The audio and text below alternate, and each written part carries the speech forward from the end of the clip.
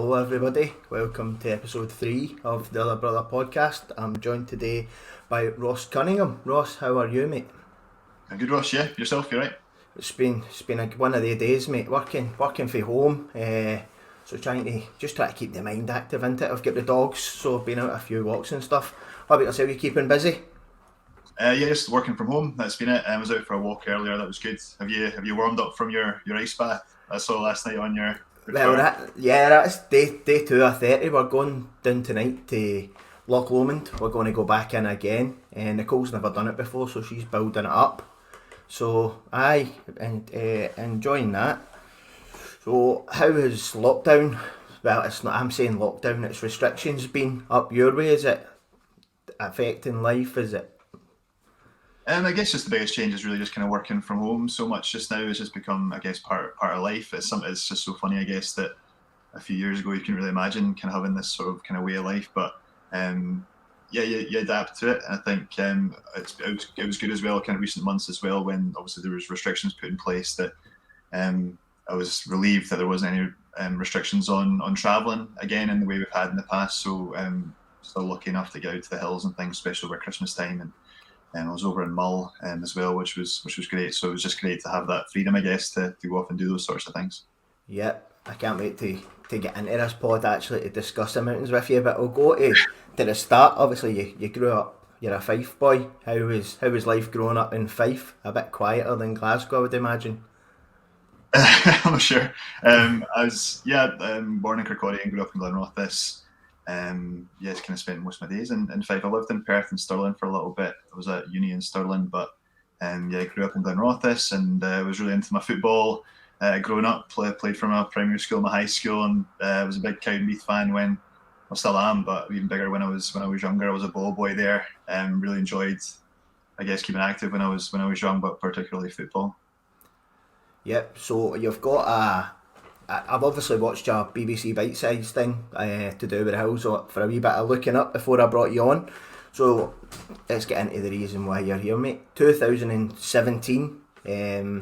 You identify you're feeling a bit different. How did that come about for you, Ross? Yeah, I think I just really hit a wall on quite a lot of fronts, really, and really just the start of August, and like I said, 2017 was just really, really struggling with things.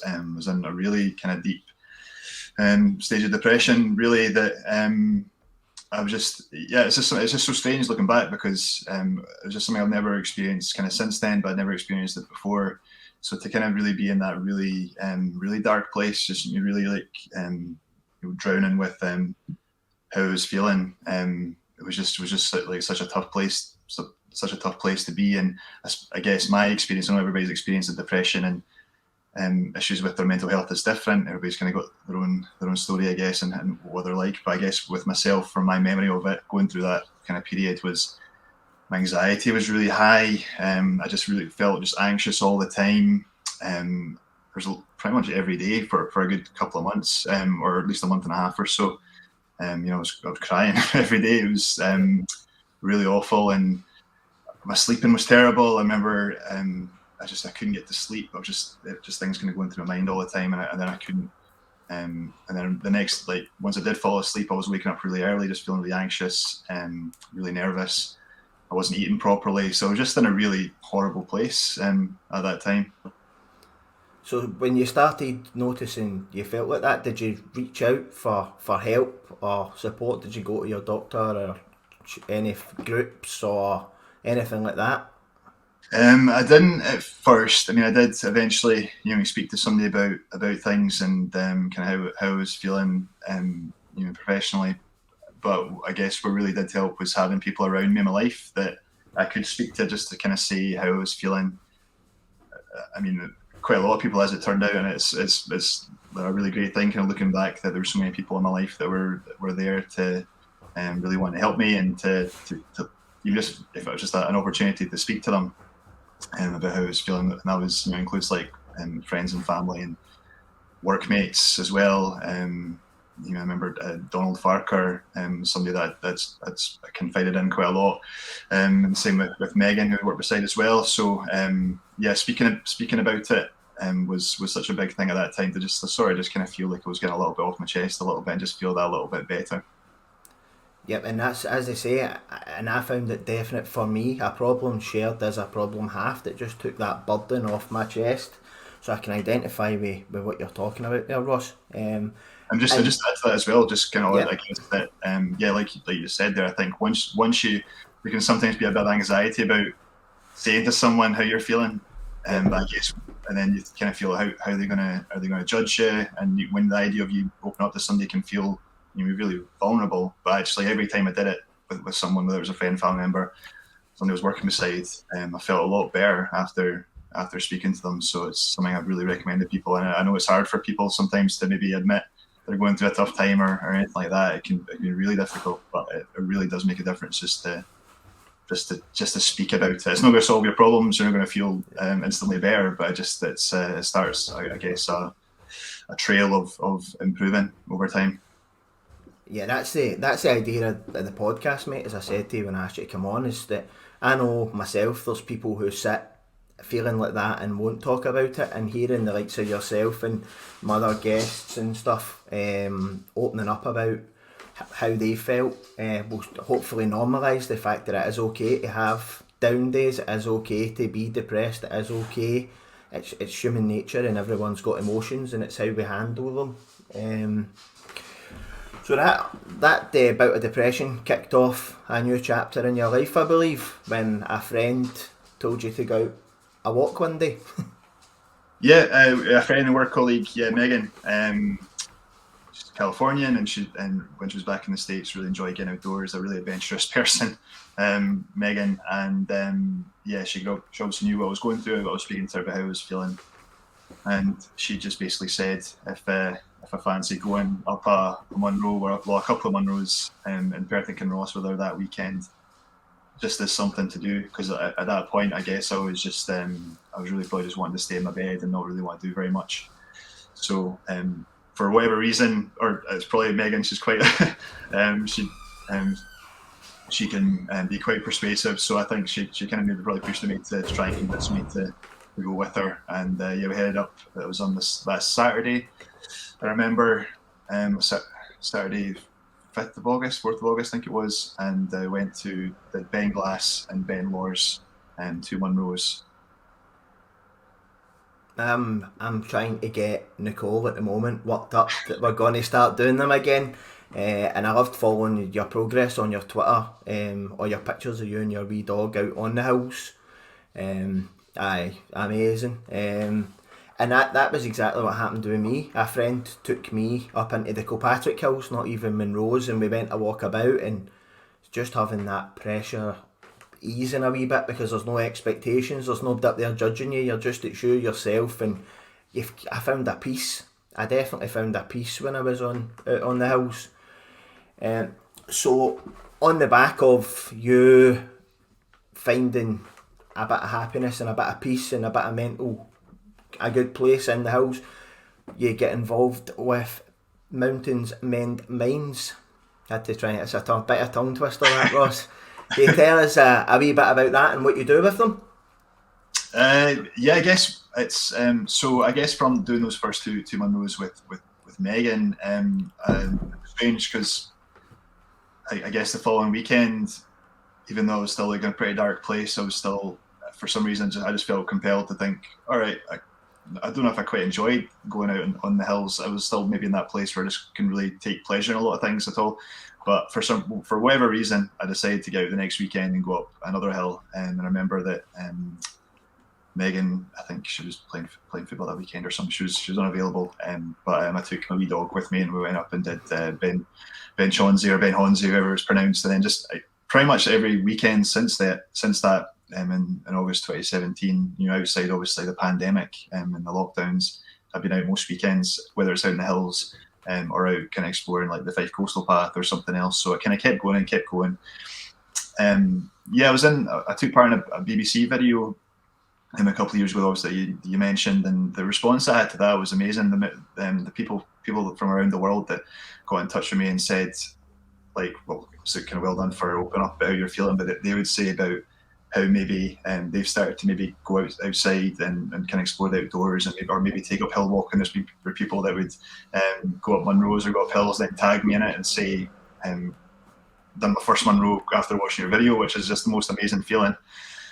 To get to think you're actually having a positive influence on other people's lives, and that in a small way, something I love that maybe inspired other people to do something like that I love. So I thought I'm going to make a website to hopefully have like some blogs of other people that have are reaping the mental health benefits of hill walking outdoors. So I started a website called Mountains Made Minds, and that's kind of what it's become. If you go on there, there's a few stories of people that some people that I've hill walked with before, but there's a few from people that are in different countries in the world where they've kindly put a vlog together that's now up on the website to hopefully inspire other people to take it up as well.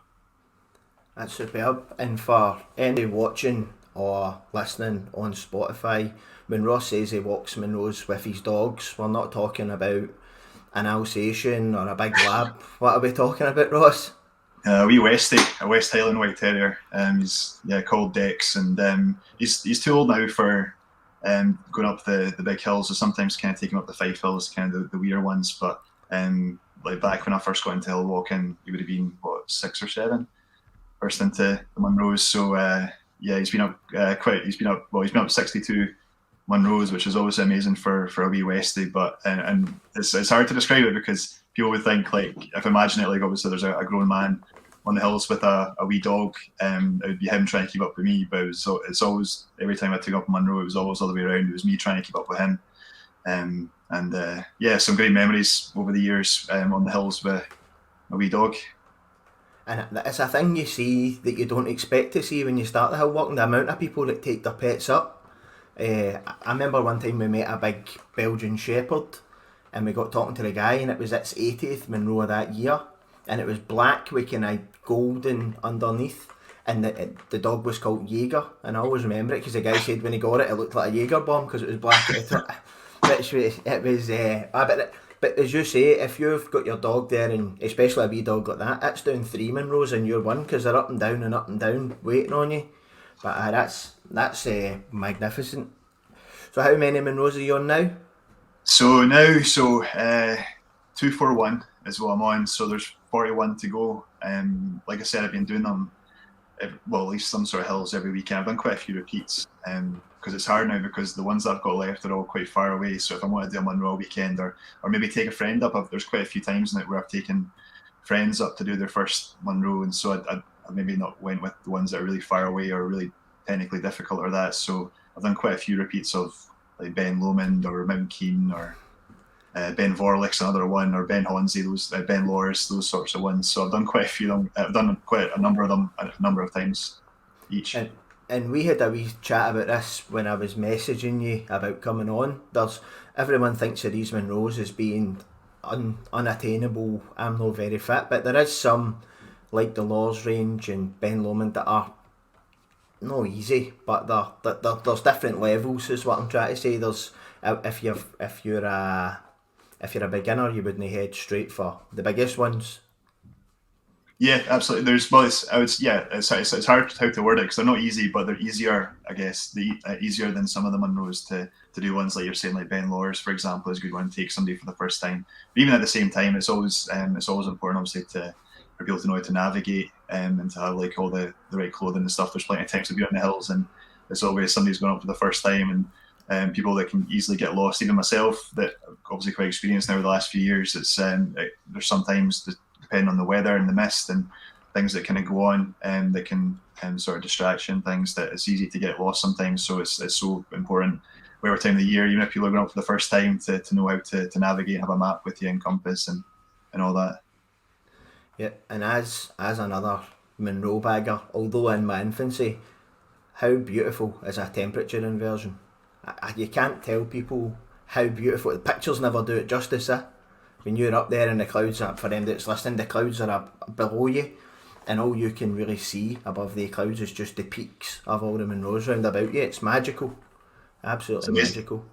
It's amazing. It's almost like it's like you're looking out in the ocean, and some of the mountain tops are like islands that you're looking out across. Yeah, absolutely agree. It's an incredible thing to experience, and something I would obviously wouldn't experience if I hadn't gone to the hill walking. It's such a beautiful thing to see. Yeah. Now you have a role with the Scottish Parliament, I believe, as a cross-party group member. Can you tell us a wee bit about what that entails? So the Scottish Parliament has a number of cross-party groups, CPGs, and it's an opportunity really for to get a group of MSPs, so politicians, charities, and then members of the public, people that have an interest in different subjects. So there's CPGs, cross-party groups on a number of different things, from autism, tourism, the rural sector, for example. But there's one on mental health. So I joined that. I've been a member now for about a year, I think. So there's like meetings every few months on it, and it's just a chance to kind of come together, all these people that with a shared interest on a certain subject, to talk about different aspects of that subject. So mental health. So it could be things like are there challenges relating to like maybe inequalities and improving people's mental health? So like the link between poverty and mental health, that was one of the ones that's been under discussion recently. And so it's just this really interesting place. So it means you can bring people together, talk about issues, and then maybe try to kind of put recommendations forward for the government to look at some stage, to maybe consider when they're making future legislation, things like that. Brilliant. So how did you get involved in that, Ross? Is that just Yeah, so I mean, I'm interested in politics and work in politics as well. So I was aware of cross-party groups, and I guess that the more kind of work I've done in terms of, I guess, campaigning around mental health, I decided it'd be an interesting place. It would be a great place for me to join up and talk with other people about how we improve mental health in Scotland.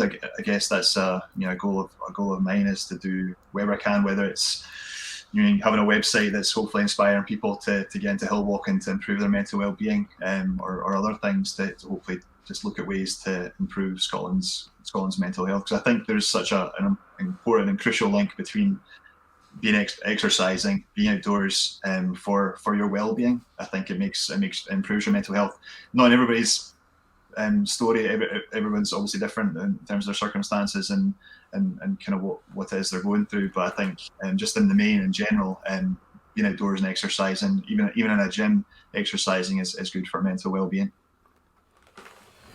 Yeah, for what I was going to say there.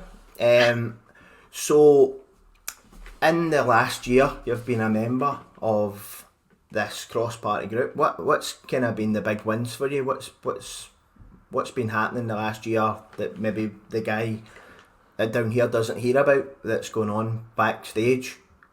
Yeah, so I think with a cross-party group, it can be like a phased process. It's not a case, I guess, of getting results every month or every time we're having a meeting. It's a case of maybe building a big discussion and then getting the kind of key points from those discussions and putting into it. Like I said, I've only been a member for a year, but I think what the usual process is to get lots of people feeding into the different topics they're having each time they're having a meeting. Like I said, a recent one was on inequalities and mental health, and I'd raised poverty as one of the ones I'd thought about, and kind of had some thoughts on. So I think after maybe a year, or maybe after a certain period of time, they'll get those kind of ideas together into a report, and then that gets given to the government for the government then to consider and look at and decide whether they want to try and change aspects of legislation in Scotland to maybe enforce some of these things that have been recommended by the group. Yeah, I think I know someone who is involved in the addiction part of that. Okay. And I know that they were looking at the link between men's mental health and addiction. Obviously, my background and how I ended up depressed and full of anxiety was due to an addiction to drugs. And twice I've tried to kill myself, and the twice I've done it, I've been high on drugs. So for me, there is a big correlation between that, and hopefully using the likes of this podcast, which is free for anyone to listen to, they'll be able to promote That's my goal for the pod, to be able to promote people who maybe don't have money to go to a private therapist, or people who don't really have money to find a local support group, or someone like yourself. I know over Christmas and New Year you were taking folk out who were going to be on their own. I seen you on Twitter. How did that go?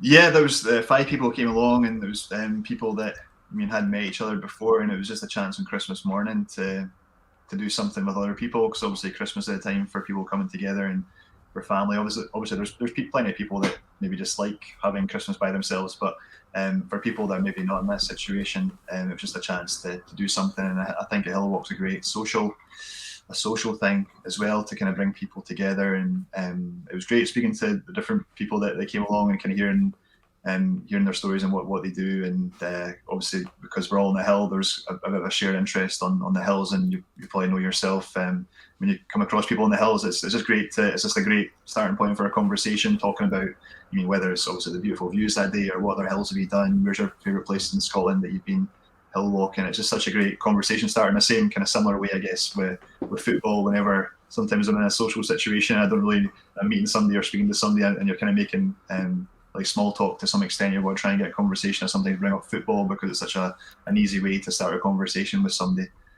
So things like that. And just on your point there, Ross, you just mentioned about barriers for people, I guess, in terms of trying to improve their mental well-being. One of the things we did talk about in the cross-party group, or something that I brought up actually, was some kind of going into the last Scottish Parliament elections, the Royal College of Physicians had put forward an idea, which wasn't taken forward, but it doesn't mean that it's never going to be taken forward. But the idea was that to try to look at maybe the communities in Scotland. I think it's where in terms of the highest deprivation in Scotland, areas of highest deprivation, so Glasgow, Edinburgh, and different parts of Scotland, and for 16 to 24-year-olds in those communities to be given a free gym membership. And I thought it was a great idea. It's something it might not in practice work in the way it kind of sounds, but just on face value, I think it sounds great, because it's a chance for probably people living in built-up areas maybe don't have the access to the outdoor areas in the way that other people in the country might. For example, obviously in Glasgow and Edinburgh and inner city areas, they have that opportunity to go to the gym whenever they want, to access that and to reap the physical health benefits, but also the mental health benefits of it. And so this idea was to trial it for a year and see if there was a lot of benefits for it. But I think those sorts of ideas, because it removes that barrier for people where they might not be able to afford to get a gym membership, and especially young people as well. So I think ideas like that, or any sort of ideas we can do to kind of break that link between poverty and mental health, I think is only going to be good for Scotland. It's interesting that you mentioned the gym. I'm one of the people who goes through a phase where I eat eggs and chicken non-stop for 6 weeks, lose 2 stone, go to the gym, and then get comfortable in that, and then don't go back. But I find, with my insecurities and my anxieties, I find the gym a scary place to go. And it's interesting as well that you mentioned on the hills, nobody, as I say, I done 26 Munros at the start of last year, and I don't think one person passed me by on any hill and never said hello, good afternoon, how you doing? And that's something I carry with me. Now I do my girlfriend's head in everywhere we go. People look at, as soon as I catch eye contact with someone, I say hello, even in the street, and it's quite weird, isn't it, that the same people who walk past you in the street would be the same people who, if you saw them on the hills, would stop and have a chat. And it's a thing of modern society, and everyone's so busy and rushing to get places that when you're up there you get to take the time to talk to strangers and find out stories and just be nice. So moving on, you're also, as much as you do your Mountains Mend Minds, you're also an ambassador for Mountains for the Mind. So can you give us a wee bit of info about Mountains for the Minds? Yeah, so I guess it's a similar idea, I guess, with Mountains Mend Minds, and it's Mountains for the Mind is a campaign that started by the Trail magazine, and like the walking and running magazine, the outdoors. And so like their campaign is to get ambassadors, people that can share stories on their website, and really kind of share, get that, obviously kind of similar thing to Mountains Mend Minds, where it's just about trying to inspire other people to get into the outdoors and to kind of share all those stories of people that have improved their mental well-being in different ways through the outdoors. So that's a great campaign, and it's UK wide as well. So it's something that I would recommend people going on to Mountains Men Minds and Mountains for the Mind websites, and kind of going on and reading all the different stories and just how outdoors has helped so many people. Yep, and for anyone who's watching or listening, I'll put the links to these. I'll get you to send me the links over, Ross, and I'll stick them in the description for the video to make them easily accessible for anybody who wishes to. Now, we've also today got a champion on the podcast. People might not realise you are Scotland's online walking champion. What does that entail? And how did you get that accolade? I want that accolade.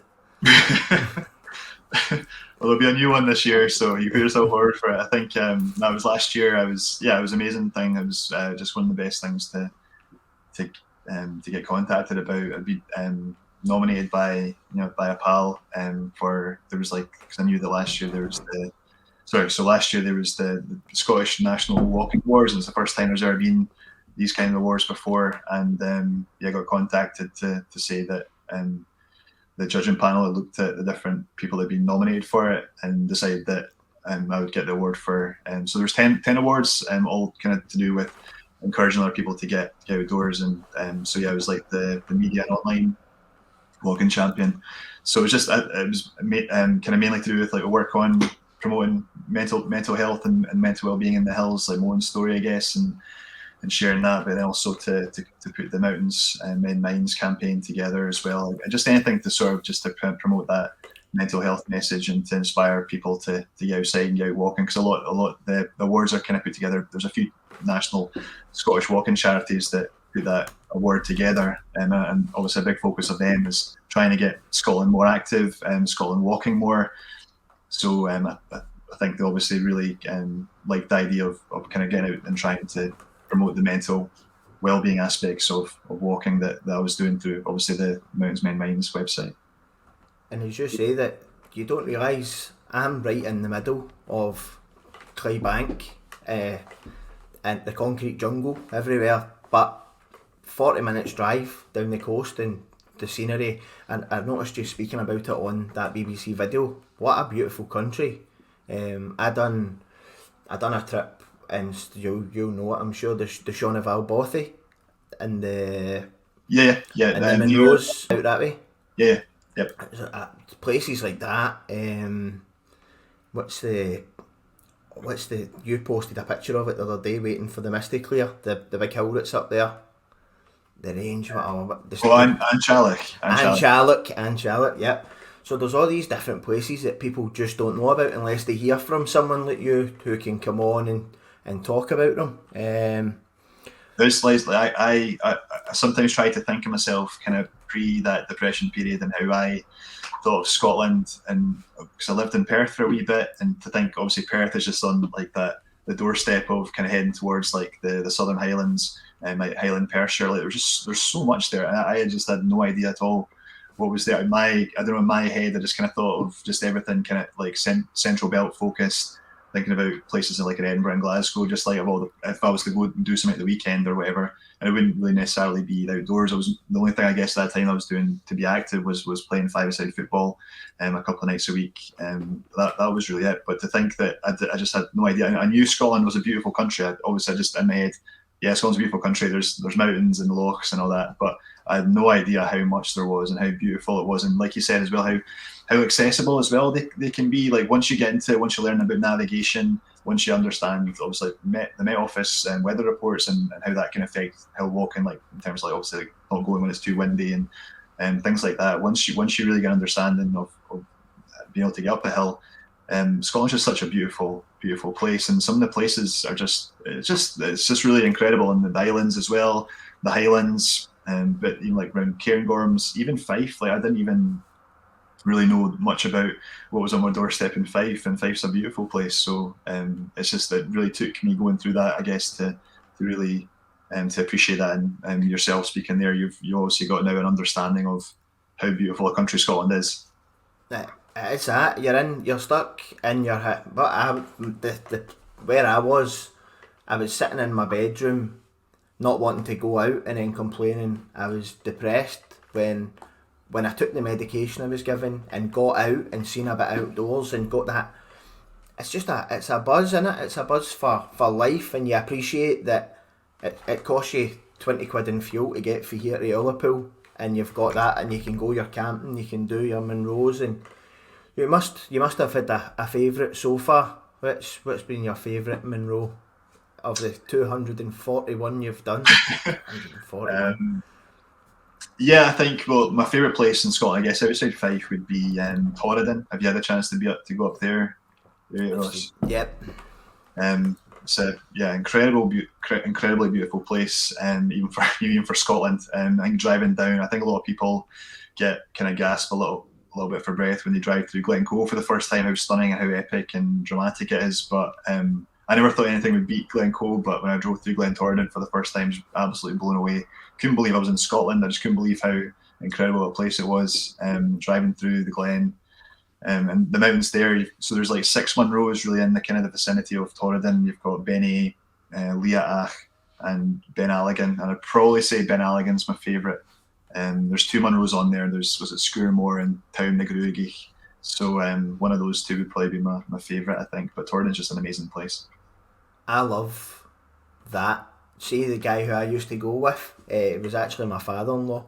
I used to go with him, and he's done the full set of Munros in the early 2000s, and he's now on his second lap of them. I think he's got maybe 60 odd to go on his second lap, and I can't even tell you streets round about where I live, but he can look for the top of a mountain and point out and pronounce every one, just the way you've done there, right off the top of his head.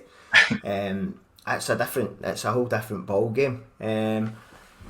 So I suppose we better talk a wee bit about. You said there you had a bit of time in Perth. What were you up to there? Where did you work in Perth?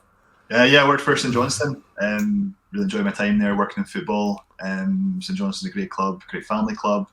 And when I was talking earlier about obviously growing up and being a ball boy for Cowdenbeath and supporting Cowdenbeath, but I mean, if I was being really honest, like my second, my wee team, my second team, but was always St Johnstone, because like if Cowdenbeath were playing away or weren't playing one weekend, and because I'd always go to the football with my dad at the weekend, it just became like a routine.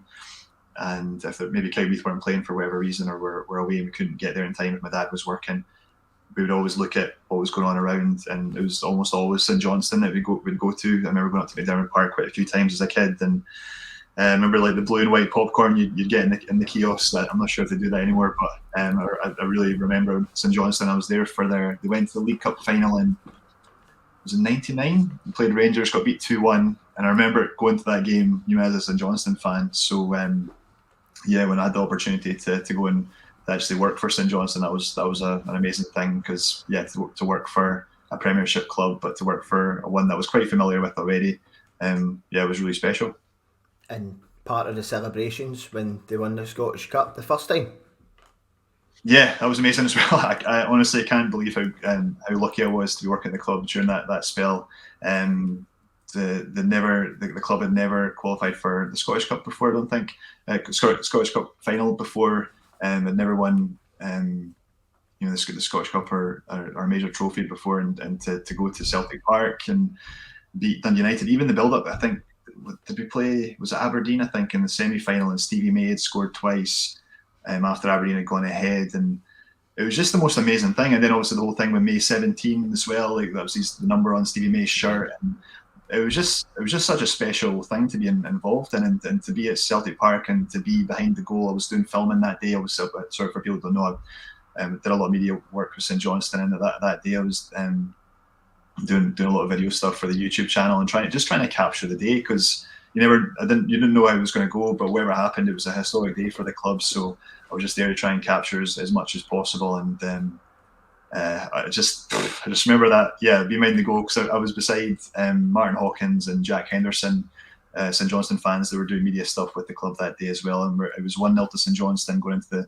kind of late into the game, and United had been pushing in things for a goal, and then Stephen McLean pops up with a second goal, I think about 9 minutes from time or something, and he just just ran into the crowd and ran past the camera, and just that feeling of like elation that they'd scored a second goal and we're going on to win it was just so special. And to film all this stuff after as well, the team singing Sweet Caroline and with the fans there, it was just, honestly, I was just so lucky to be involved in that. Even as a Kirby fan, but like I said, a real soft spot for St Johnstone. I was just really lucky to be involved in that. Yep. So now, what's happening? What's going on now? You know, you're obviously planning to finish the Munros this year, which is another big ask. Another 41 Munros by, did you say, April? Well, May time is the plan. So I think I'm just going to kind of give it a kind of couple of months rest. I think kind of focus on stuff more locally, and then once the days get a bit longer, in kind of March and April time, I'm just going to try and hit it pretty hard. I think just because the ones that I've got left are all quite remote, so they're pretty much all remote. I've saved an easier one for last, but really excited to get in the hills. There was a time in the summer there where I was out. I still can't believe I did it, but I did. What did I do?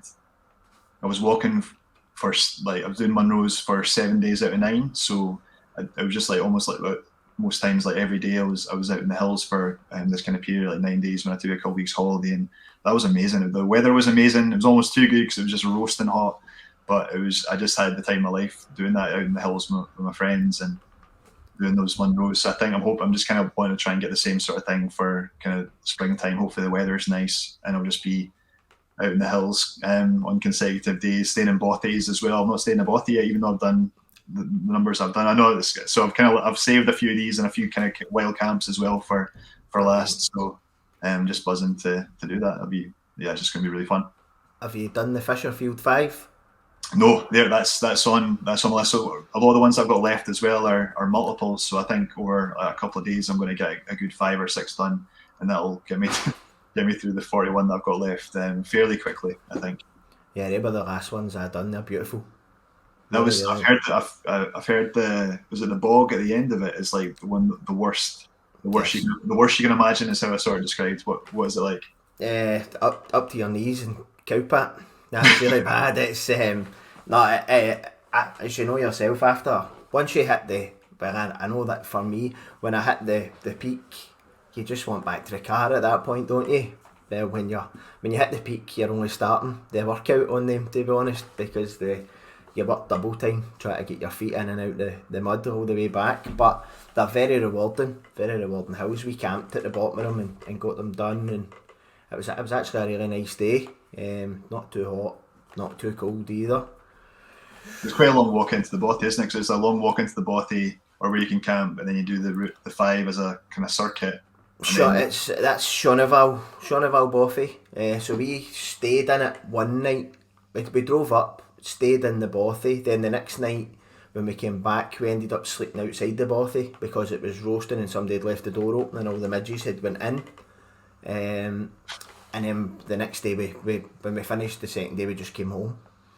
It was really nice. So what I really need to ask you is, will we Dex be coming out of retirement for your last Munro? I think realistically, I've got a wee bag. I think there's one that you get, it's a K9 sports bags, and it's something that I've been thinking about for the last one, just because I'd love to have him in the last one. I think it'd be an amazing thing. He was there for the start, obviously, when I was going through a really tough time. Like I said, there was maybe times where other people weren't available the weekend to go on the hills with me, but my dog was always there to do it. So I think it'd be really special to have him on the last one in some way. And like I said, I've left the last one I've got left is really one of the easier ones. It's like 1.5 miles or just over that or something to the top. And like I said, I'm prepared to kind of have him in like a bag where he'd be like over my shoulder, where he's like paws on my shoulder or something. But I think he'd be able to manage elements and parts of it anyway. He's not, and he's definitely able to do it. I just don't want to overdo it with him because he's getting older. So that would be special, I think, to have that. But also special to have friends and family there. Including yourself. I've said to you, if you want to come along, to anybody that I've been on the journey with, anybody that's interested in hill walking and that wants to come along, is more than welcome. It's a little bit of a drive up there, but it's going to be an easier one. And the view from the top looks across to Torridon, which is my favourite area Scotland outside Fife. So I think it'd be a really special one to finish on. I'm just hoping the weather will be nice on the day that I tend to do it. Definitely, when you're going to do it, I'll definitely join you. Thanks very much, because I know how special it is for Munro baggers to get the set complete, so I wouldn't miss it for the world. And I'll update folk when you're going to go through the other brother Twitter, and hopefully other people would come and see you completing it. Makes it, so honestly, it's not until you start walking them you realise that 282 is an awful lot of hills. It's an awful lot of hills. So you do like 10, you do 20, you do 30, and you're like, I'm beasting through this, and then you realise just how long it takes, especially the ones that are just more remote. It just takes so much longer, and you've just really got to time it. And it's a lot of money as well. Like when you think about obviously you're saying the travel costs up to Liverpool and things, it's fine when it's like one or two or whatever, but like kind of doing them kind of one after the other each weekend and stuff like that. I mean, that takes its toll as well, and obviously working, and you got to try and align it with weather and injuries and things you could be carrying. There's all these different elements that can kind of prevent you from trying to build up quite a few of them sometimes. So to kind of it'll be, I think, more of a relief, I guess. I think I'm not quite sure I'm going to feel, but I'll enjoy the last one. But it will be a sense of relief to think, right, I've done it. I've actually set out to do this kind of epic challenge, and it'll be amazing to actually complete it. And complete it in short time. Some people take 20, 30 years to complete it, Ross. That's rapid completion you've done. I suppose just to finish up, is what I'm going to ask every guest, mate. If somebody is sitting listening to this pod or is struggling with their mental health, what would be your key pieces of advice based on what you've learned about your own depression? Yeah, again, it's like really individual for everybody, but I think in the main, it's you've just got to open up about it. You got to speak about it. You've got to just let other people know how you're feeling, and it's and people around you, or even charities. If you ever want to speak to, you've got Samaritans that are there 24/7 that are more than would want you to phone them if you're feeling low, and they want to help you. And there's obviously like Sam H, Support in Mind, mental health charities that are there with lots of advice, like tips as well, advice on how to look after your mental well-being.